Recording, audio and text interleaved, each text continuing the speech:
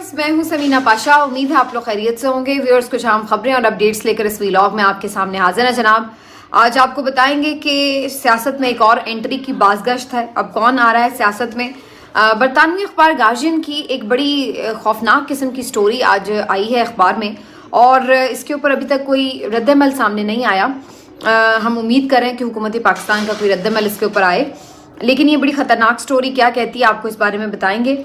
इसके साथ साथ आपको बताएंगे कि जनाब PTI के मज़ीद 9 मई के मुख्तलिफ जो मुल्ज़िमान हैं उनकी ज़मानतें हुई हैं।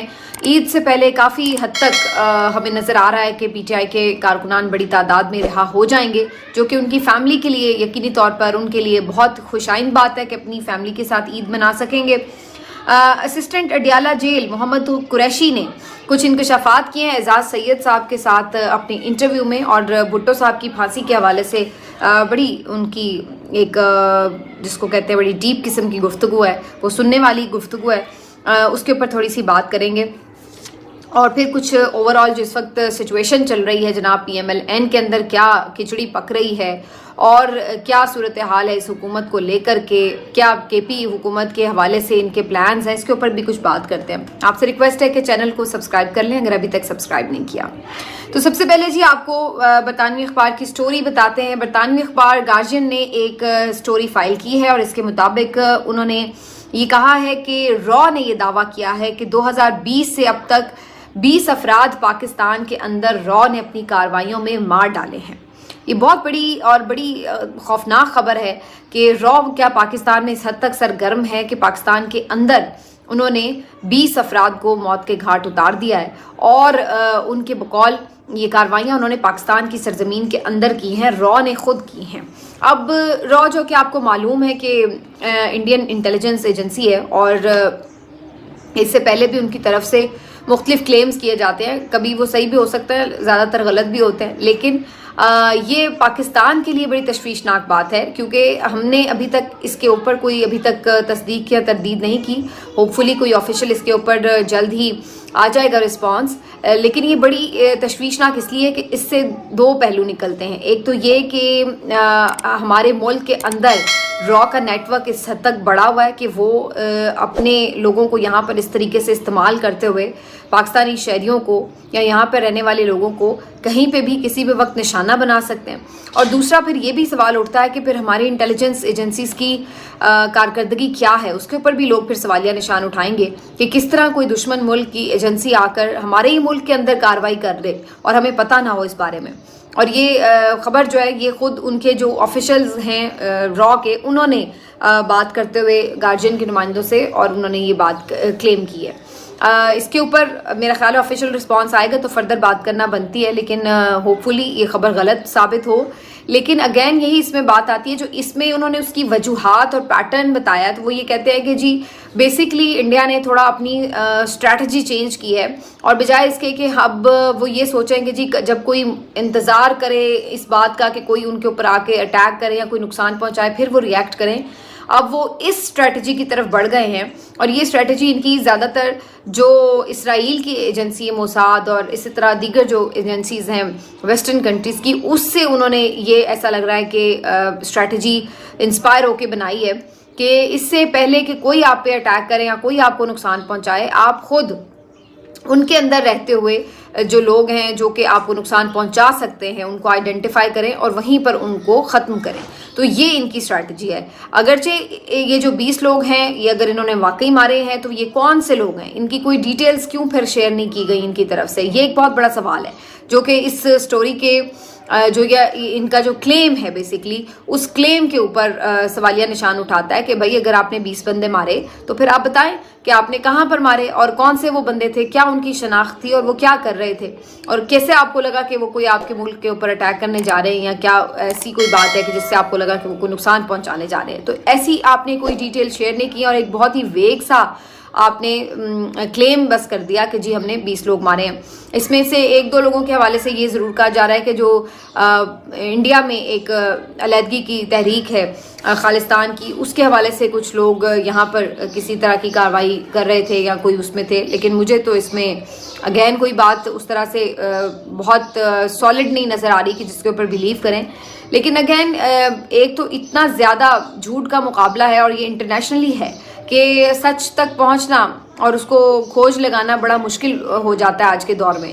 اور اسپیشلی پاکستان جن حالات سے گزر ہے اس وقت، چونکہ پاکستان کے انٹرنل پرابلمز بے حد ہیں، بے حد و حساب ہے، اور اوپر سے معیشت کی جو ہمیں پرابلم ایک ہمارے سامنے ایک بہت بڑا چیلنج ہے، ہم ایک کمزور پوزیشن میں ہیں، تو اس کی وجہ سے یقینی طور پر ہماری تشویش اور بھی بڑھ جاتی ہے اس موقع کے اوپر.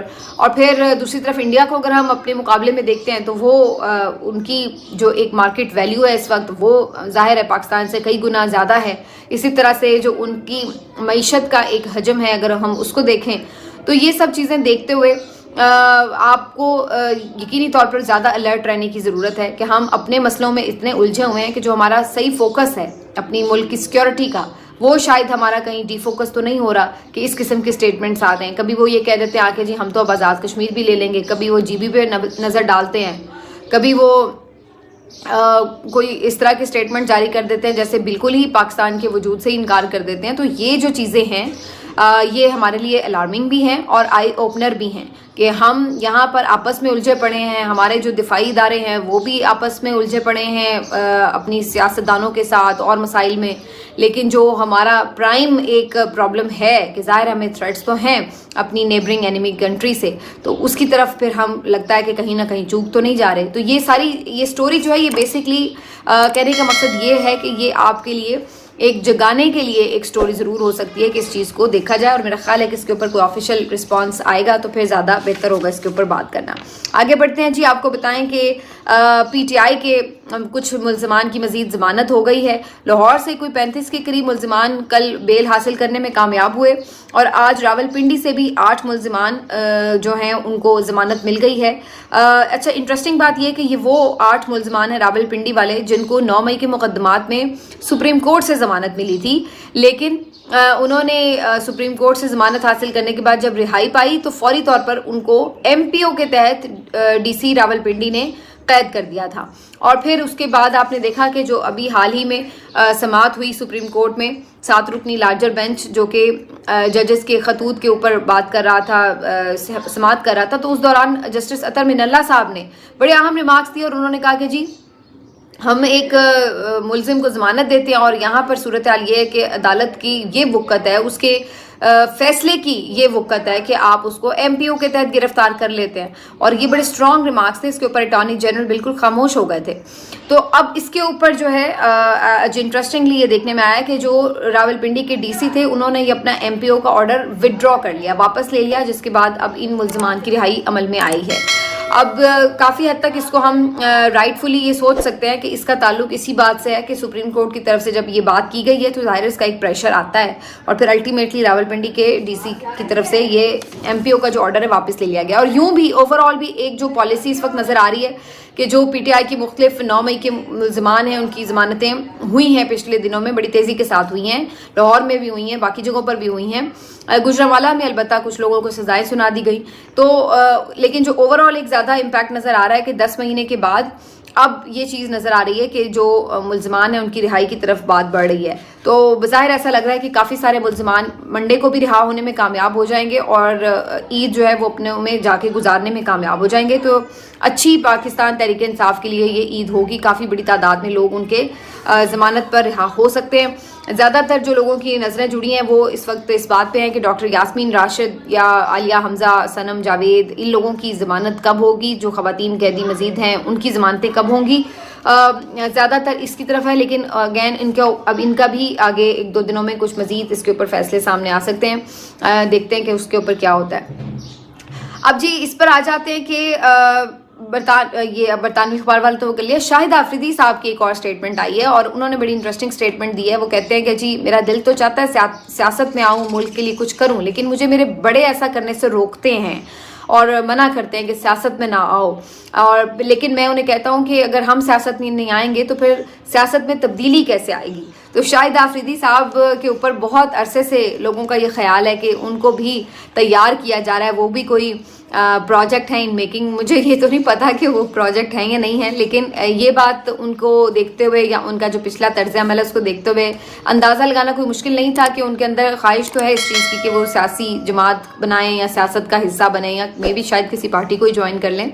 لیکن اس صورت میں اگین وہی بات ہے کہ جو شاہد آفریدی صاحب نے ابھی پچھلے دنوں بہت ساری کانٹروورسیز دیکھی ہیں, تو کافی لوگوں کو اس بات سے کوئی خوشی تو نہیں ہے اس بات کی کہ انہوں نے جس انداز سے جو انسانی حقوق کی خلاف ورزی تھی یہ سب کیا اس کے اوپر خاموش رہے. تو اگر آپ سیاست دان بننا چاہتے ہیں, سیاست میں آنا چاہتے ہیں, تو آپ کے لیے تو بڑا اچھا یہ ایک پلیٹ فارم ہو سکتا تھا کہ جب ظلم ستم جبر ہو رہا ہے تو اس وقت آپ اس کے خلاف آواز اٹھاتے تو لوگ آپ کے ساتھ ہوتے اور آپ کے لیے ایک نرم گوشہ رکھتے, آپ کی تعریف کرتے. لیکن آپ تو طاقتوروں کی طرف کھڑے ہوئے, تو اس سے ایسا لگا کہ جیسے آپ عوام کی حمایت یا عوام کی جو مشکلات ہیں اس سے بالکل آری ہیں. تو یہ شاہد آفریدی صاحب کا جو پروجیکٹ ہے یہ تو مجھے معلوم نہیں ہے کہ پروجیکٹ ہے یا نہیں ہے, لیکن بہرحال ان کی خواہش ہے. بہرحال جی ان کا حق ہے, اگر وہ سیاست کرنا چاہتے ہیں تو بالکل کر سکتے ہیں. لیکن جن حالات میں انہوں نے یہ اسٹیٹمنٹ دیا ہے یہاں پر تو ان کی فی الحال تو سیاست کے لیے کوئی بہت اچھے حالات نہیں ہیں. پی ٹی آئی اور پی ایم ایل این کی جو آپس کی چپکلش ہے وہ چل رہی ہے, اور اب یہ دھمکی بھی دی جا رہی ہے کہ جی گورنر راج لگ سکتا ہے کے پی میں اگر علی امین گنڈا پور صاحب جو ہیں وہ اپنی ایگریسو اسٹریٹجی کو جاری رکھے رہتے ہیں. لیکن مجھے بظاہر ایسا نہیں لگ رہا کہ گورنر راج کی طرف صورتحال جائے گی. اس کی وجہ یہ ہے کہ مجھے یہ نظر آ رہا ہے کہ اس وقت ایک ڈر ہے ڈرانے والوں کے اندر, اور یہ ڈر ہے دو چیزوں کی وجہ سے. ایک تو چیز ہے سوشل میڈیا جس پر بہت بات بھی ہو رہی ہے, اور دوسری جو چیز ہے وہ ہے عوام کا سڑکوں پر نکلنا. اصل میں دیکھا جائے تو یہ دونوں ایک ہی چیز ہیں. اس کی وجہ یہ کہ بہت سے لوگ یہ کہتے ہیں کہ جی جو سوشل میڈیا ہے یہ پی ٹی آئی کی طاقت ہے, social media P T I کی طاقت ہے, اور یہ ان کو جو ہے ہمیشہ ریسکیو کرتا ہے پی ٹی آئی کو. میں یہ سمجھتی ہوں کہ سوشل میڈیا صرف پی ٹی آئی کے لیے نہیں ہے. اس کو یہ لوگ یہ سمجھ رہے ہیں کہ یہ جو سوشل میڈیا کوئی ایک ایسی ٹیکنیک بنا لی ہے پی ٹی آئی نے, کوئی ایسا ونگ بنا لیا اپنا کہ جس کو وہ یوز کر کے سب کچھ کنٹرول کر رہے ہیں. حالانکہ یہ ایسا ہے نہیں. ان کی بالکل ایک آفیشیل ٹیم ہے اور ہر ایک پارٹی کی ہے. پی ٹی آئی کی زیادہ اچھی اور زیادہ تگڑی ہوگی, اس میں بھی کوئی شک کی بات نہیں ہے. لیکن لوگ جو انڈرسٹینڈ نہیں کر رہے وہ یہ بات ہے کہ یہ سب کام صرف پی ٹی آئی کی آفیشیل سوشل میڈیا ٹیم کا نہیں ہے. یہ جو نیریٹو بلڈنگ ہے جو آپ کو سوشل میڈیا پہ ایک پورا کا پورا نیریٹو بنتا اور بگڑتا نظر آتا ہے, یہ صرف اکیلی social media P T I کی ٹیم کا کام نہیں ہے. بالکل ان کی ایک لائن ضرور ہو سکتی ہے جس کو پیچھے لوگ ٹوک کرتے ہیں, لیکن اصل بات یہ کہ ان کے پیچھے وہ پاور کون سی ہے, وہ پیپل پاور ہے. اصل بات یہ ہے کہ لوگ اس وقت اگر پی ٹی آئی کے ساتھ کھڑے ہیں, عمران خان کے ساتھ کھڑے ہیں, تو اگر آپ جلسے کر کے ان لوگوں کو میدان میں آنے کا موقع دیں گے تو پھر بھی وہ آپ کو بتائیں گے کہ جلسے سے زیادہ پی ٹی آئی کے بڑے ہوتے ہیں. اگر آپ انہیں سوشل میڈیا پر بلائیں گے تو آپ کہیں گے کہ جی سوشل میڈیا پر زیادہ جو تعداد ہے وہ پی ٹی آئی کی ہے. تو وہ پی ٹی آئی نے کوئی الگ سے لوگ بھرتی نہیں کیے ہوئے, وہ وہی عوام ہیں جو میں ہوں, آپ ہیں, بہت سارے آپ کے ارد گرد جو عام لوگ ہیں, ووٹر سپورٹر ہے, اور اس وقت وہ میجورٹی میں پی ٹی آئی کے ساتھ کھڑا ہے.